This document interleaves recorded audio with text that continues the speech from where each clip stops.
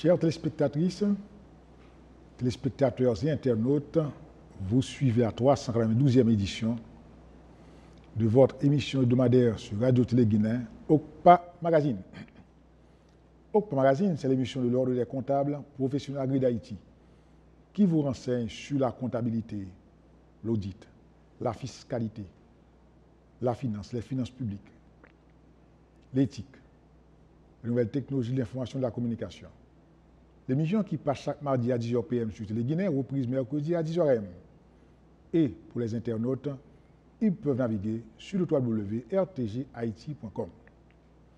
À cette 392e édition, nous avons retenu pour thème spiritualité et richesse.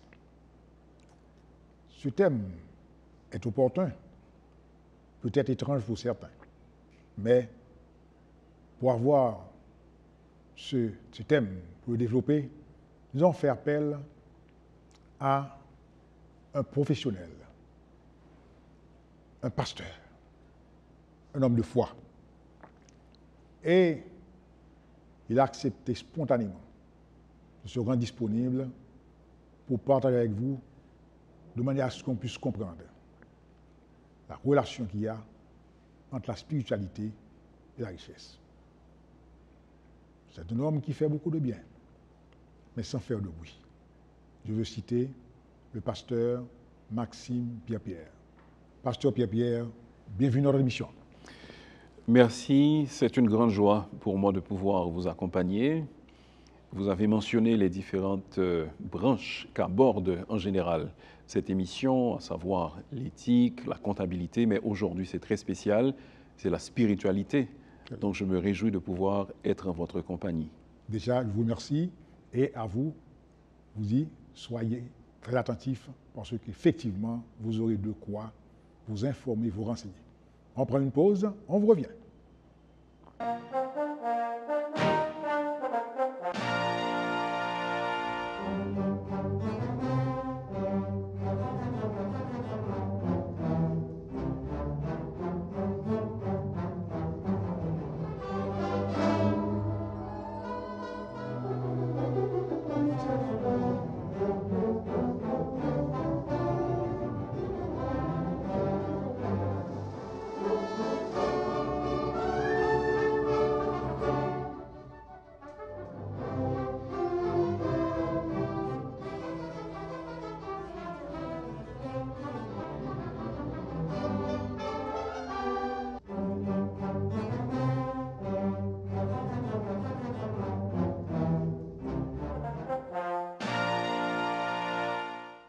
Chères téléspectatrices, téléspectateurs et internautes, comme d'habitude, nous vous renseignons sur l'activité de l'Ordre des comptables.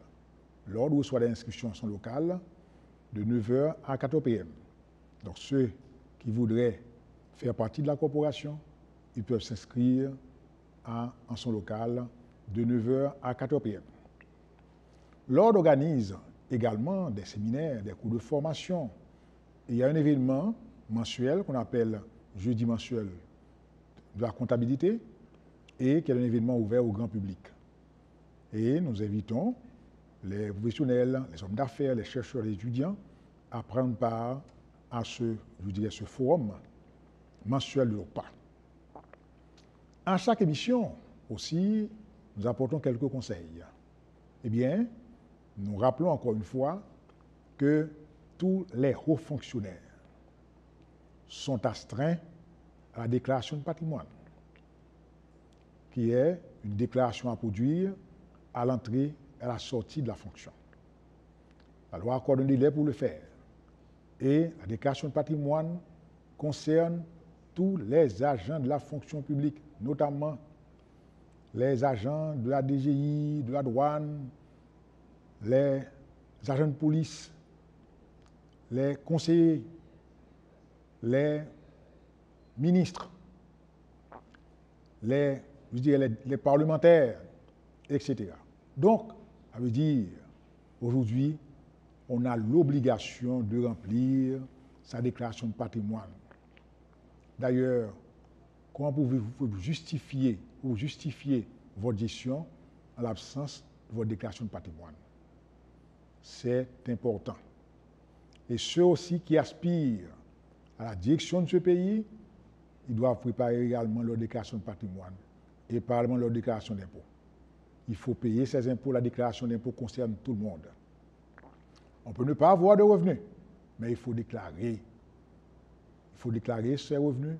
S'il n'y a rien, eh bien, ce sera une déclaration néant. Donc, il ne faut pas attendre le jour où vous devez devenir ministre ou directeur général quelque part pour produire votre déclaration d'impôt. Ceci ne fait pas honneur à ceux qui aspirent à diriger les affaires de l'État. L'émission du jour a pour thème spiritualité et richesse.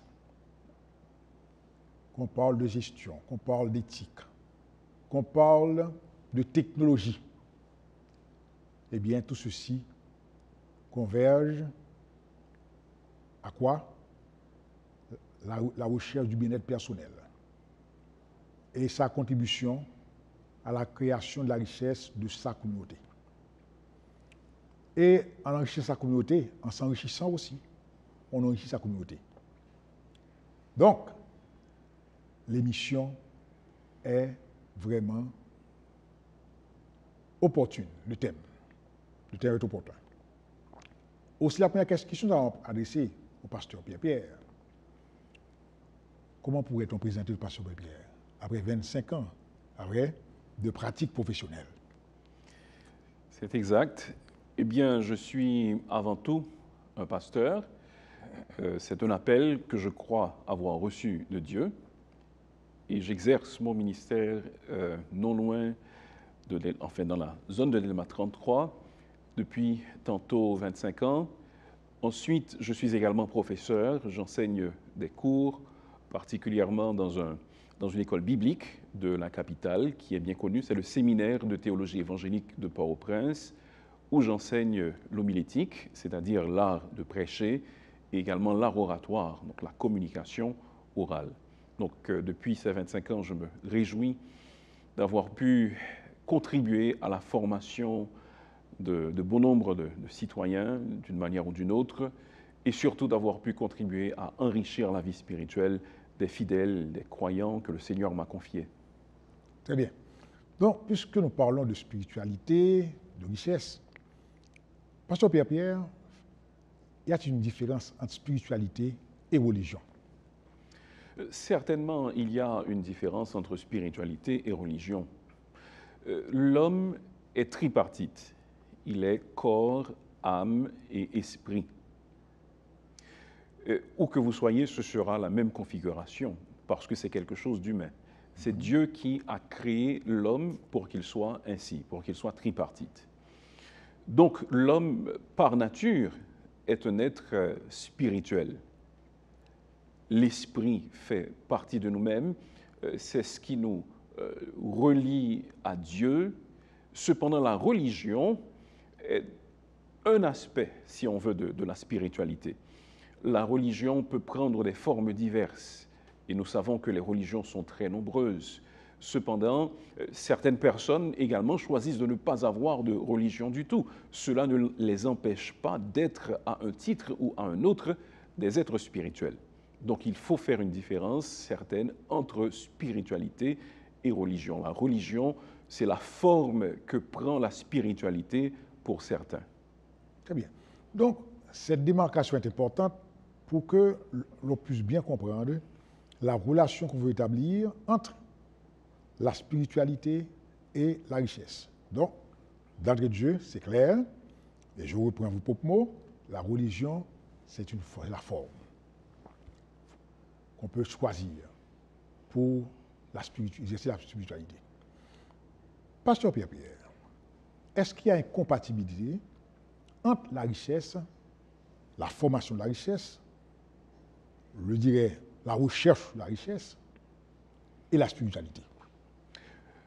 Fondamentalement, il n'y a pas de contradiction entre la poursuite, la recherche des richesses et la spiritualité. Cependant, avant de continuer, j'aimerais lancer une sorte de mise en garde, puisque dans notre société, j'ai été témoin au cours des 10 à 15 dernières années d'une tendance grandissante à associer spiritualité et richesse. Ce serait comme quoi ceux qui sont spirituels devraient être riches. Je pense que c'est une erreur fondamentale qu'il faut éviter. C'est pourquoi on entend dire sur les ondes de diverses stations de radio de la capitale, et ceci n'est pas caractéristique de notre pays, cela vient également de certains pays de l'étranger où ce même message est proclamé. Si j'ai la bénédiction de Dieu, si je suis l'enfant de Dieu, alors je dois être riche. Je dois pouvoir exhiber mes vêtements de haute mode, je dois pouvoir conduire les voitures ultra neuves et de grandes marques, je dois pouvoir voyager, faire des croisières et aller un petit peu partout parce que je suis spirituel, parce que j'ai un contact avec Dieu, parce que je suis l'enfant de Dieu, donc je devrais être riche. Alors, nous devons dire que cette approche est contraire à la parole de Dieu, puisque vous savez que je suis pasteur, donc je ferai de nombreuses allusions, de nombreuses références à la Bible, qui est la parole de Dieu, qui est notre boussole.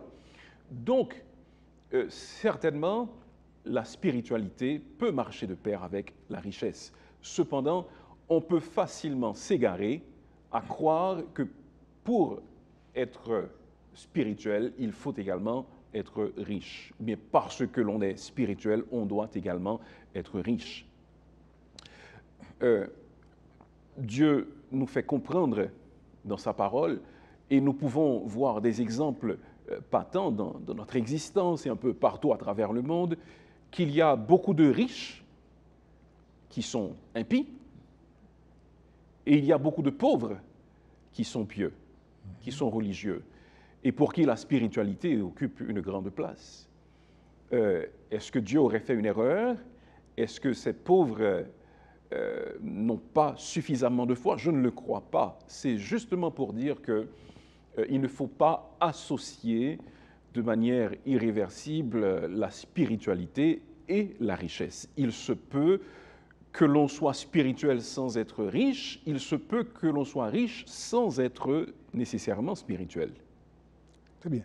Alors, cette mise en garde-là me porte à croire que vous voulez effectivement adresser ce message à ceux qui veulent servir de la spiritualité pour accéder à la richesse. Alors, ceci serait tout à fait contraire, parce qu'à ce moment-là, c'est comme, et je dirais, un jeu de dupes, c'est comme berner les autres. Donc, ceci est contraire à la spiritualité. Il faut, tout en étant spirituel, exercer sa profession dans le respect de ses convictions, des normes de morale, d'éthique, etc. Donc, pasteur Pierre, puisqu'il est ainsi, est-ce que celui qui est spirituel peut rester en dehors de ce monde où il y a tant de dérives? Non, celui qui est spirituel, il doit s'impliquer dans le monde. Il reconnaît que le monde, c'est la création divine, et il se reconnaît comme étant une créature divine, donc il ne se soustrait pas du monde, il s'engage au contraire dans le monde. Et à ce titre, j'aimerais inviter mes amis croyants à s'impliquer dans la vie à s'impliquer dans la création de Dieu. Il y a beaucoup d'institutions auxquelles nous sommes habitués et que nous connaissons aujourd'hui, dont nous ne savons pas nécessairement l'origine, mais ces institutions proviennent justement de l'implication de ceux qui sont spirituels dans la création divine, parce qu'ils n'ont pas estimé qu'il y avait une dichotomie entre la spiritualité et l'implication dans la société, donc ils se sont engagés. Je peux citer quelques exemples.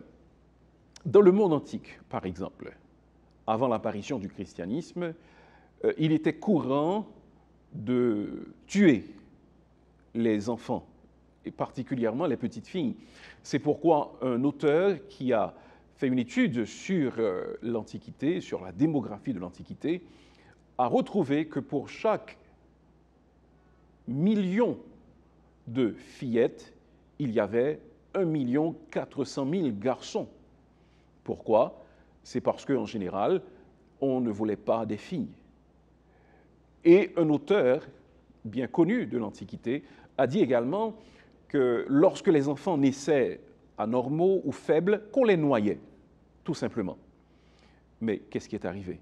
Avec la venue du christianisme, ce petit groupe de disciples du Christ se sont souvenus que Jésus a dit « Laissez venir à moi les petits-enfants et ne les en empêchez pas ».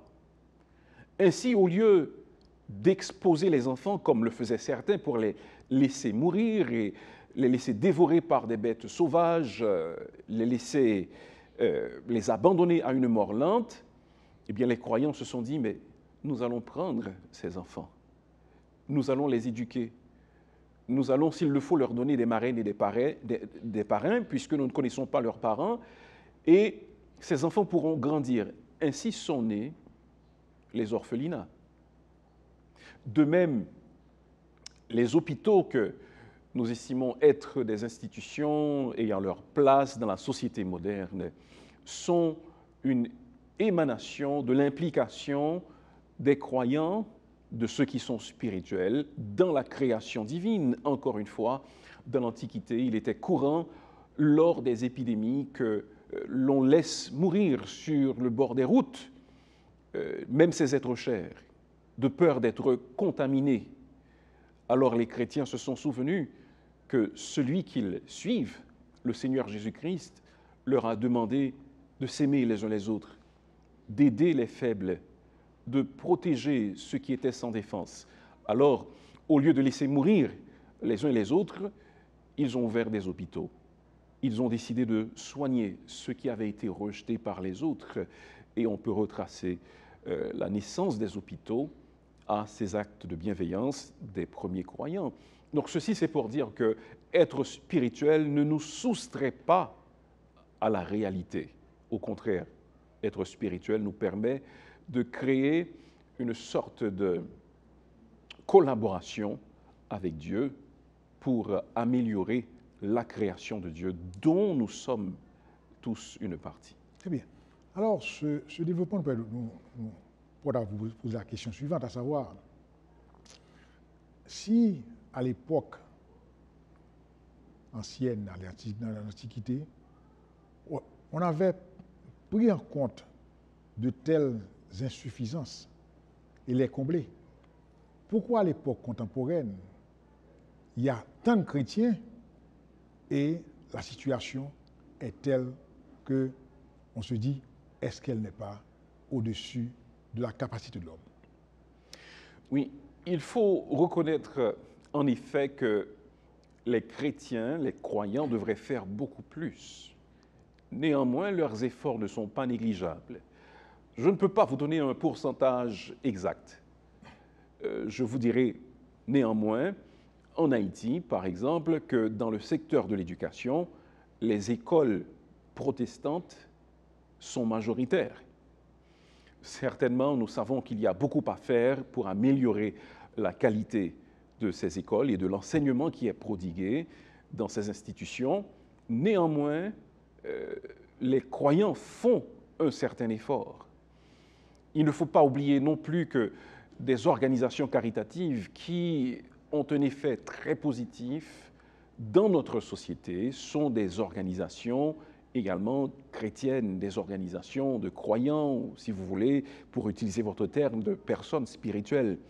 Je peux citer à titre d'exemple Compassion Internationale. Compassion Internationale a célébré en 2018 le cinquantenaire de sa présence en Haïti. Bien, Compassion Internationale, c'est une organisation chrétienne qui cherche des sponsors, des donateurs. Et ces donateurs fournissent une aide financière à des enfants qui grandissent dans des familles défavorisées. Et présentement, cette organisation caritative qu'est Compassion compte plus de 100 000 parrainés à travers le pays. Et aujourd'hui, ne soyez pas surpris si peut-être au sein d'une organisation que vous fréquentez quotidiennement ou si une personne que vous croisez d'habitude a subi d'une manière ou d'une autre l'influence positive d'une telle organisation qui, en général, va dans les recoins les plus reculés de notre pays et tend une main secourable à ceux qui périssent dans la misère. Donc certainement, nous devons faire plus, mais nous faisons quand même quelque chose. Les croyants, les chrétiens sont à l'œuvre, mais certainement, nous devons faire beaucoup plus que ce que nous faisons déjà. Très bien. Mais partant du principe qu'un homme peut faire la différence, est-ce que il y a un manque de chrétiens, il y a un manque de croyants, ou du moins la spiritualité n'a pas pu jouer son rôle pour influencer, je dirais, l'environnement économique, politique et social? Je crois que les croyants doivent davantage se focaliser sur leurs convictions et sur les convictions qui sont certainement enseignées par la parole de Dieu. Un ami, le pasteur René Dessières, a récemment fait sortir un livre intitulé « Améliorer sa situation financière ». Ce livre s'adresse en grande partie à un public chrétien. Eh bien, les principes pour améliorer sa situation financière se trouvent dans les Écritures mêmes. Donc, les croyants ont la possibilité d'améliorer leur situation financière et par là la situation financière de leur communauté et également celle du pays dans lequel ils sont en train de vivre. Par exemple, dans l'Évangile, le Seigneur Jésus-Christ donne une parabole ou fait une analogie dans laquelle il dit « Mais écoutez, si quelqu'un veut construire une tour, il ne commence pas de but en blanc, mais il faut d'abord qu'il s'asseye et qu'il voit combien va coûter cette tour. Ensuite, il pourra choisir de construire cette tour. Sinon, il se peut qu'il commence et qu'il s'arrête en chemin et qu'il ne puisse pas achever. Mais je pense que si vous êtes comptable, déjà là, cela vous donne un principe qui a rapport avec la comptabilité. Mais on peut parler peut-être de budget. Il faut qu'il y ait un budget, il faut que nous fassions des prévisions, mais ça se trouve dans les Écritures. Il y a encore d'autres principes pour réussir en affaires, pour améliorer sa situation financière que nous trouvons dans les Écritures et qui ont un rapport direct avec la spiritualité. Puisque nous y sommes, restons-y. Les croyants, chrétiens en particulier, croient avoir le Saint-Esprit, l'Esprit de Dieu qui habite en eux. Nous parlons de la troisième personne de la Trinité en tant que croyants, en tant que chrétiens. Donc le Saint-Esprit les dirige. Il est appelé le consolateur. Il est là pour les guider, pour les accompagner.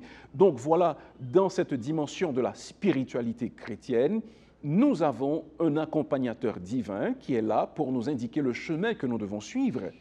Donc nous pouvons recevoir de lui des idées, des indications, des directives qui sont très claires pour nous aider à réussir dans ce que nous entreprenons et dans ce que nous aimerions accomplir pour Dieu et également pour les autres. Ce ne sont que deux simples exemples que je vous donne de principes, mais nous avons également le principe de la prière. La prière, c'est une conversation avec Dieu. Les croyants savent manipuler très bien l'arme de la prière. Et grâce à cette arme, ils peuvent obtenir de grands résultats. Dieu peut les diriger, Dieu peut leur ouvrir des portes. Nous le disons constamment et nous y croyons. que la prière peut ouvrir des portes, la prière peut nous aider à remporter des victoires, et il faut que nous fassions appel à la prière afin que le Seigneur nous dirige et que nous nous laissions diriger par lui véritablement pour entreprendre des actions à divers points de vue, que ce soit sur le plan financier, que ce soit sur le plan caritatif, sur le plan humanitaire, sur le plan éducatif, etc. Donc nous avons besoin de cela. Très bien. Alors, c'est là. Donc, à travers les Saintes Écritures, on peut déceler la planification. On peut déceler également la reddition de comptes. On peut déceler également, je dirais, l'éthique de la pratique des affaires, le respect de l'autre. Mais pourquoi ne pouvons-nous pas, je dirais, être, je dirais, à un stade, je dirais, d'exemple pour influencer nos communautés? Je pense que malheureusement, les croyants se laissent trop influencer et qu'ils devraient davantage influencer les autres. Ceci a été le cas à certaines époques, à certains moments de la durée, à tel point que un sociologue du nom de Max Weber a écrit un livre intitulé L'éthique protestante du travail. Il a pris le temps d'observer les protestants à l'œuvre et il s'est rendu compte que dans les pays où s'était produite la réforme protestante et dans les pays où il y avait un héritage de cette réforme protestante, que les gens avaient une conception du travail. Le travail n'était pas quelque chose qui leur était donné en plus, mais le travail faisait partie de leur vocation, de leur ministère. Balayer, c'est un service à Dieu, aussi bien que prier, ou chanter, ou évangéliser. Confectionner des balais, ou des habits, ou faire n'importe quel travail banal, c'est un ministère à Dieu, c'est une manière de servir Dieu. Donc c'est ainsi que les protestants, les premiers, ceux qui sont issus de la Réforme et qui sont dans cette lignée, c'est ainsi qu'ils concevaient leur service à Dieu. Eh bien, nous avons besoin d'opérer un retour à cet esprit, à comprendre que tout ce que nous faisons, nous le faisons pour Dieu. Et si nous y parvenons, alors je pense que là encore, la situation pourra s'améliorer de beaucoup. Pasteur Pierre, vous avez dit c'est fondamental. Est-ce que nous n'êtes pas en train de responsabiliser aussi les croyants, les gens spirituels, leur timidité, leur manque de courage, leur manque d'implication? Parce que avoir la foi, c'est agir. Est-ce qu'ils n'agissent pas suffisamment? Absolument. Je crois que nous devons agir davantage, et particulièrement dans notre société, à nous, dans notre société haïtienne. C'est malheureux de le dire, mais en général, beaucoup de gens dans notre société attendent un travail, un transfert ou un visa. On attend, on se contente d'attendre. Mais Dieu nous a donné la capacité de nous impliquer et de nous mettre au travail sans nécessairement avoir à attendre de manière indéfinie. Il nous a donné des facultés de réflexion, il nous a donné la capacité de nous fédérer, de créer des réseaux, la capacité d'investir, la capacité d'analyser. Donc nous devons utiliser ces capacités diverses que nous avons afin de créer un impact réel sur notre communauté. Nous devons créer un impact spirituel en parlant aux autres de Dieu et en leur témoignant de la grâce de Dieu dans notre vie, de ce qu'il peut accomplir pour eux. Nous devons les inviter à la foi, à répondre à l'appel du Seigneur, à le suivre, à l'appel du Seigneur Jésus, à le suivre. Mais en même temps, nous devons également leur indiquer ou les encourager à s'impliquer davantage. Permettez que je prenne un ou deux autres exemples. Un qui relève du domaine humanitaire et un autre qui relève du domaine de la politique. Permettez que je commence avec celui qui relève de la politique. Un nom qui est peut-être connu, c'est celui de William Wilberforce. William Wilberforce était un parlementaire anglais du XVIIIe et du XIXe siècle. C'était un chrétien convaincu. Lorsqu'il fut élu parlementaire, la traite des esclaves était une pratique courante dans l'Empire britannique. Alors, il faut dire qu'il était anglais. Je ne sais pas si je l'ai dit, mais je le reprends quand même. Alors, pendant plus d'une vingtaine d'années, à cause de ses convictions chrétiennes, William Wilberforce a lutté jusqu'à ce que le Parlement anglais passe un acte qui abolissait la traite des Noirs dans l'Empire britannique. Mais son travail ne s'est pas arrêté là. Il a poursuivi, il a continué le combat. Tandis que nous, en Haïti, dès 1804, nous nous déclarions un peuple libre. Ce n'était pas le cas dans beaucoup de pays à travers le monde, et particulièrement dans l'Empire britannique. Donc, après avoir milité pour l'abolition de la traite des esclaves ou des Noirs, Wilberforce a également travaillé de l'endroit où il était pour l'abolition de l'esclavage même au sein de l'Empire britannique. Et il était inspiré par sa foi. Il a œuvré d'ailleurs pour les œuvres missionnaires, il a encouragé beaucoup de personnes à choisir les œuvres missionnaires, il a milité pour beaucoup d'autres causes chrétiennes. Donc voilà un homme spirituel qui a compris que son appel se situait dans la sphère politique et qui a influencé le monde entier alors qu'il était presque seul. Il n'était pas seul, il y avait d'autres personnes autour de lui, mais il était certainement la figure de proue. Et si aujourd'hui, beaucoup d'autres peuples dans les Caraïbes peuvent se targuer d'être des peuples libres, ils le doivent en grande partie à William Wilberforce. Très bien. Donc, cette illustration nous permet de bien comprendre comment on peut faire la différence effectivement. On prend une pause, on vous revient.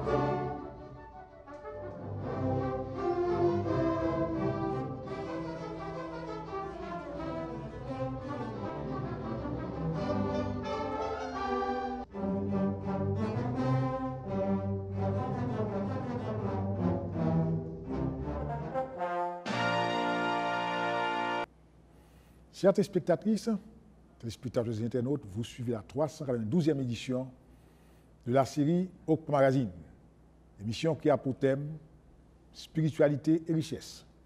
Notre invité, le professeur Maxime Pierre-Pierre. Au cours de la première partie de l'émission, le professeur Pierre-Pierre vous a expliqué très clairement la relation qu'il y a dans la spiritualité et la religion. Il a fait une démarcation, je dirais, d'importance, une mise en garde même, à ceux qui utilisent la spiritualité pour accéder à la richesse. Donc, Dieu n'est pas contre la richesse, mais il faut que la richesse soit, je dirais, gagnée dans le respect des règles d'éthique, le respect de la loi également, par rapport à ses convictions.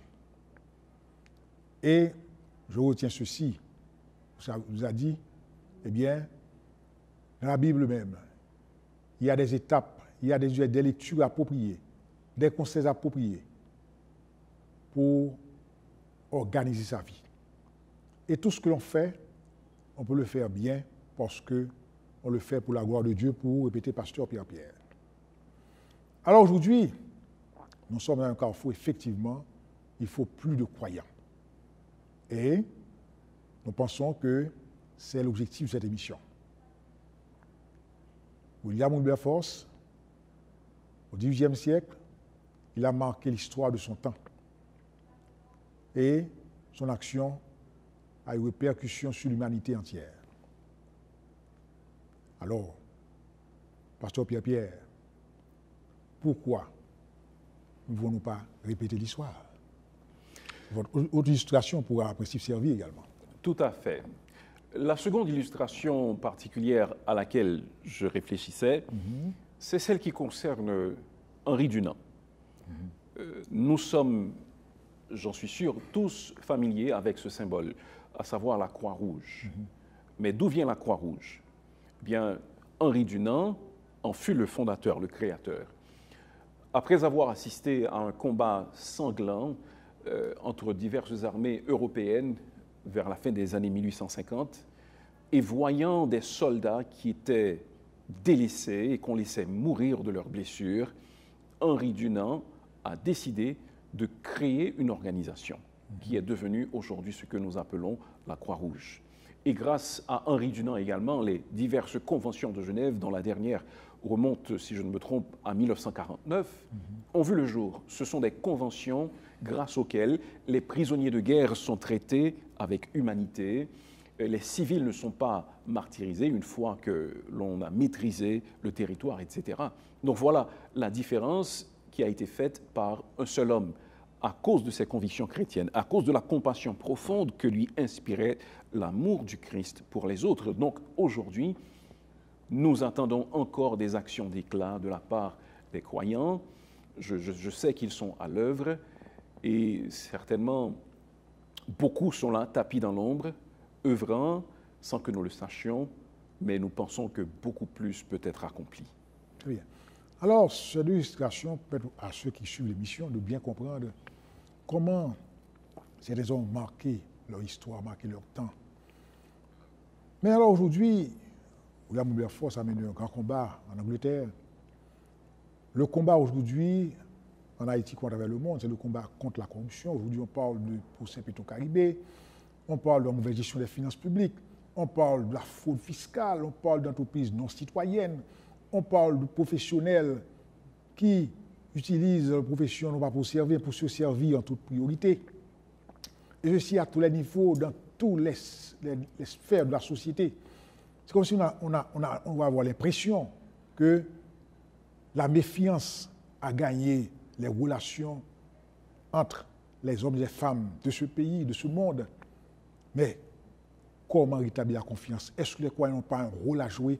Comment peuvent-ils se servir des Saintes Écritures, c'est-à-dire que l'on soit indépendamment de la manière choisie, on va dire, pour en principe pouvoir influencer de par sa pratique professionnelle, etc. Les croyants ont le meilleur exemple au monde, le meilleur modèle, à savoir le Seigneur Jésus-Christ. Il a dit « Je suis venu non pour être servi, mais pour servir et donner ma vie en rançon pour plusieurs. » Donc Jésus a donné le modèle, il a donné l'exemple. Et même pour illustrer ce principe, il s'est abaissé à laver les pieds de ses disciples. Peu avant sa mort, il a pris une serviette, il a mis de l'eau dans un bassin et a lavé les pieds de ses disciples. C'est l'humilité. C'est l'humilité. C'était une tâche réservée aux domestiques, aux serviteurs. Mais Jésus l'a fait. Et il a dit aux disciples, « Eh bien, je veux que vous fassiez pour les autres ce que je viens de faire pour vous. » Si nous pouvions comprendre la mesure et la dimension de cet acte qu'a posé le Seigneur Jésus-Christ, je suis persuadé que nous ne serions pas dans le pétrin où nous sommes aujourd'hui. En général, dans notre société, voici la conception qui est adoptée.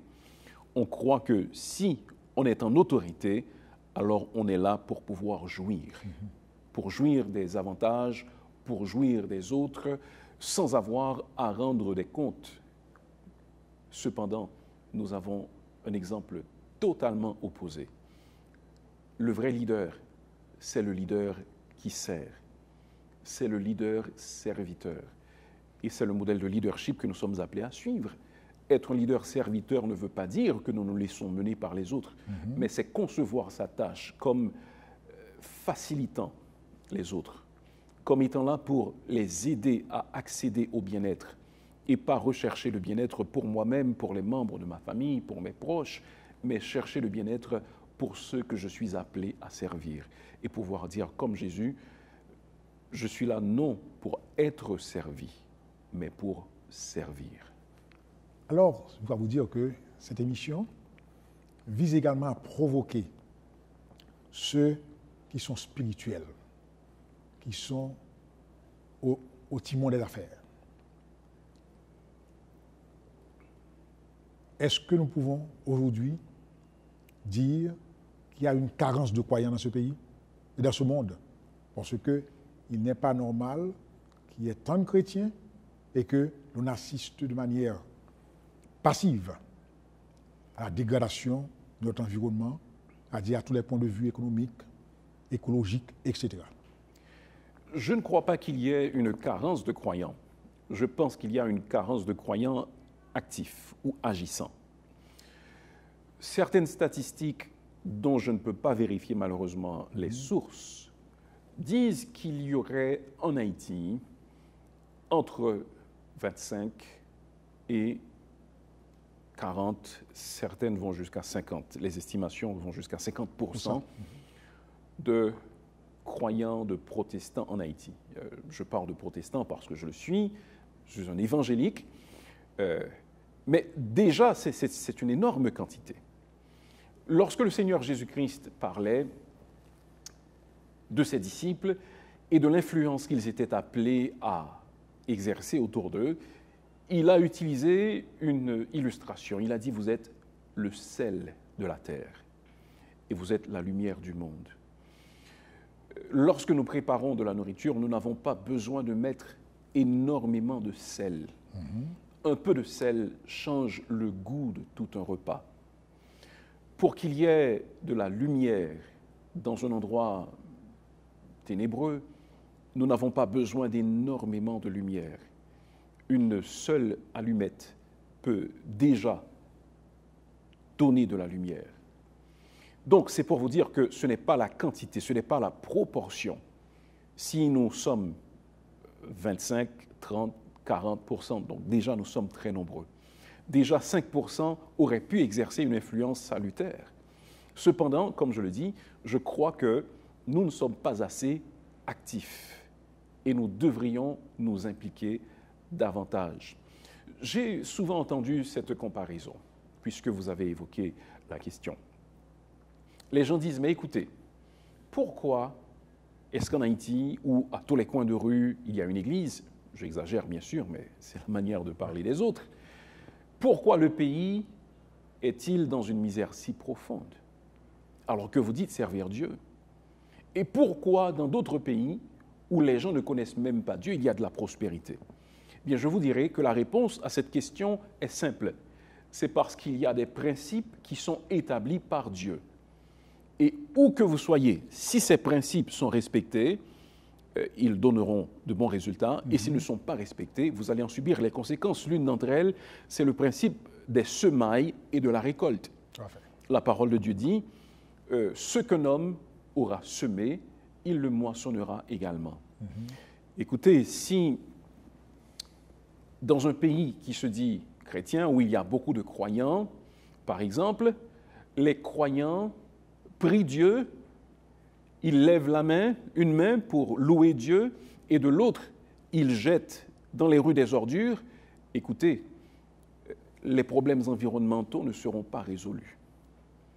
Mais si dans un pays où les gens ne croient pas en Dieu, où il n'y a aucune spiritualité, il y a des peines qui sont prévues et qui sont appliquées contre ceux qui causent la pollution, eh bien, le problème va cesser. Donc, ce n'est pas une question de foi, mais c'est une question également de principe, de respect des principes de la parole de Dieu. Lorsque ces principes sont respectés, alors il y a des résultats, que l'on soit chrétien ou pas, que l'on soit croyant ou pas. Mais lorsqu'on ne respecte pas ces principes, alors les résultats naturels, des résultats naturels en découlent. Même chose pour les questions de corruption et de justice dont vous avez parlé tantôt. Si dans un État qui se dit chrétien, les corrupteurs et les corrompus savent qu'ils ne seront pas poursuivis, on aura beau parler de moralité, ça ne mènera nulle part. Cependant, si dans un pays qui ne se dit pas chrétien, on punit sévèrement ceux qui se procurent de manière illicite les biens de l'État, eh bien, il y aura des résultats. Et nous le voyons un petit peu partout à travers notre monde et dans les pays dits grands ou puissants. Je me rappelle, il y a de cela quelques mois, la femme, l'épouse du Premier ministre israélien actuel, elle a été mise en cause pour avoir utilisé peut-être quelques centaines de dollars. L'ex-président français Nicolas Sarkozy a été mis en cause également dans une affaire. Et nous savons tous que l'ex-président brésilien Lula est actuellement en prison pour des questions de corruption. Eh bien, lorsque les citoyens d'un tel pays voient ce qui arrive, ils vont réfléchir deux fois avant de plonger la tête baissée dans des pratiques de corruption. Mais si nous disons que nous sommes chrétiens, mais que nous ne faisons rien, que nous n'agissons pas selon les lois élaborées par Dieu et qui nous sont données pour notre bien, alors nous aurons beau prier, nous aurons beau chanter, nous aurons beau louer Dieu, cela ne nous mènera pas très loin. Très bien. Alors, il y a un proverbe chez nous, à savoir « dégager pas péché ».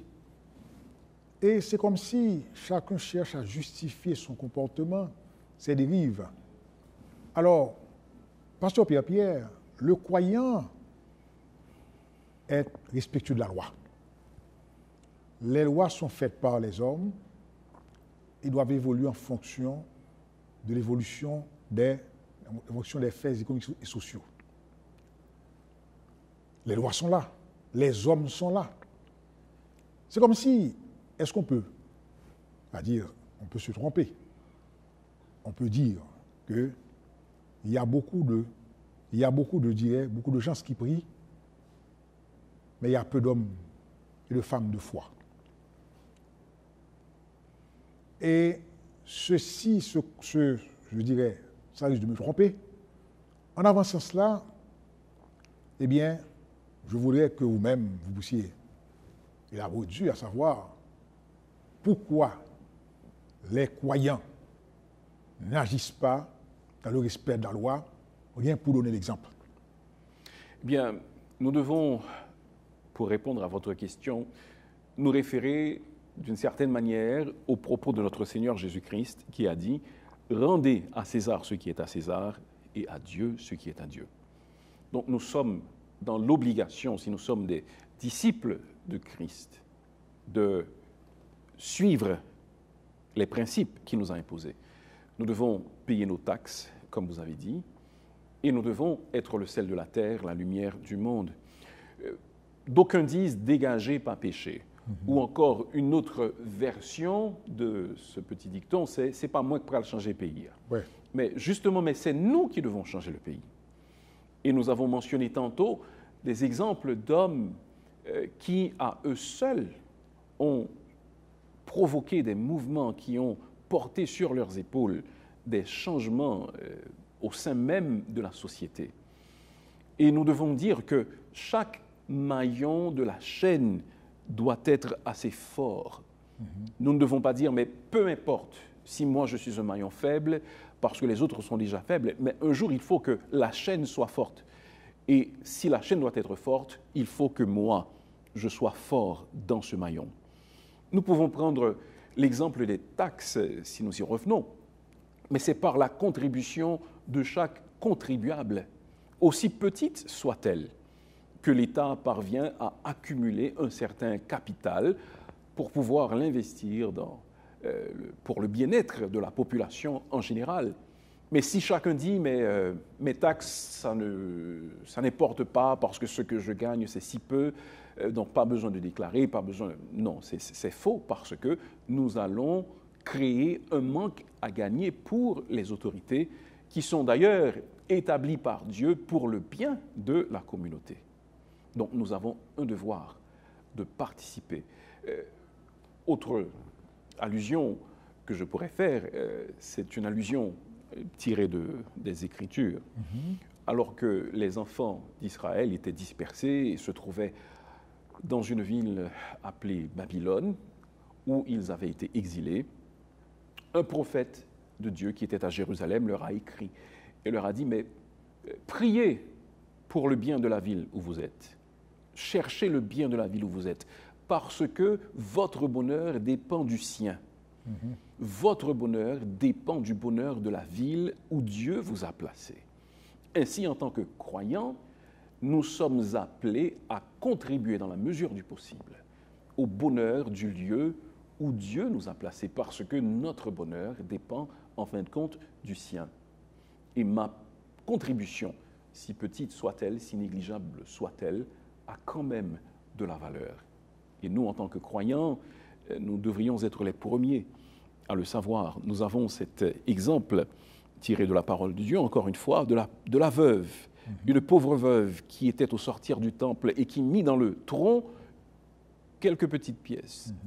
Mais c'était tout ce qu'elle avait pour vivre. Et le Seigneur Jésus de dire, avez-vous vu ce qu'a fait cette veuve? Les autres ont mis de leur superflu, mais elle a mis de son nécessaire. Elle a donné plus que tous les autres.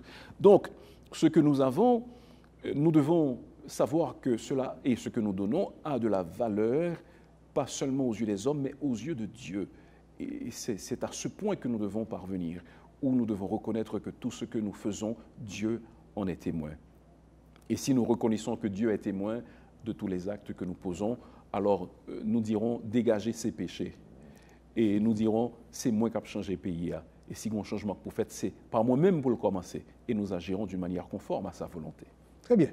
Alors là, puisque le thème de mission, c'est spiritualité et richesse, Pasteur Pierre, puisque nous parlons effectivement de thème assez opportun, est-ce que les entreprises citoyennes où il y a des dirigeants qui agissent de manière correcte ne devraient pas en principe se mettre en réseau, c'est-à-dire le réseau des entreprises citoyennes, de manière à ce que, je dirais, il y ait une masse critique d'agents économiques, de citoyens, d'hommes et de femmes, appréciés par l'exemple.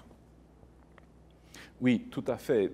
Je pense que c'est un principe même de la vie et nous n'avons même pas besoin de regarder aux Écritures pour comprendre que l'union fait la force, n'est-ce pas? Et pour que nous soyons plus forts, lorsque nous nous unissons, nous devons nous unir, nous devons faire un front commun, faire cause ensemble. Donc, certainement, ce serait une bonne chose que de telles entreprises puissent s'unir et qu'il y ait également la liberté de faire confiance à l'autre. Je crois que dans notre pays, c'est un grand défaut, c'est une grande défaillance. Il y a un manque de confiance. Nous devons apprendre à nous faire confiance. Et ceci est d'autant plus vrai pour les croyants, puisque nous servons le même Dieu, puisque nous croyons avoir la même destination, puisque nous servons le même Seigneur, puisque nous avons les mêmes intérêts, pourquoi ne pas nous mettre ensemble?